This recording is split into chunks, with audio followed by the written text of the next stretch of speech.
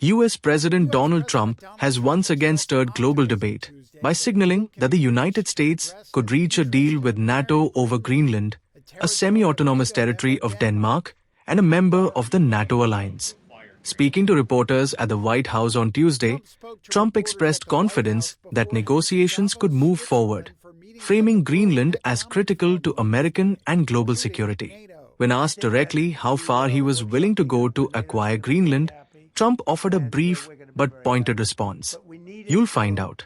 The president said discussions could take place during meetings with NATO leaders in Davos, Switzerland, where he is attending the World Economic Forum.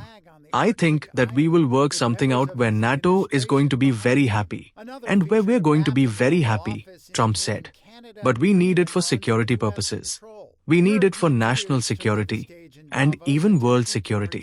Trump's comments come amid renewed controversy after he posted AI-generated images on social media, one showing him planting a US flag on the Arctic island alongside members of his administration, and another depicting a map inside the Oval Office suggesting both Canada and Greenland under American control.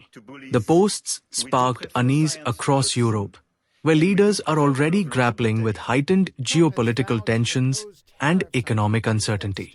At the World Economic Forum in Davos, European leaders sought to project unity and strength, though questions remain over how the European Union would respond if Washington pushes harder on Greenland. French President Emmanuel Macron issued a sharp warning, saying Europe should not submit to pressure. "We do believe we need more growth and more stability," Macron said. "But we prefer respect to bullies, science to conspiracy theories, and the rule of law to brutality." Adding to the tension, Trump has renewed threats of imposing tariffs on countries that oppose his position, a move that could escalate into a broader trade conflict. Canada has pushed back strongly. Prime Minister Mark Carney said Ottawa opposes the use of tariffs linked to Greenland and called for diplomacy instead. Canada strongly opposes tariffs over Greenland and calls for focused talks to achieve our shared objectives of security and prosperity in the Arctic, Carney said. Inside the US administration, officials defended the strategy. US Trade Representative Jamieson Greer said tariffs remain a legitimate tool when economic policy overlaps with national security. "There's a long history of using tools at the nexus of economics and national security," Greer said.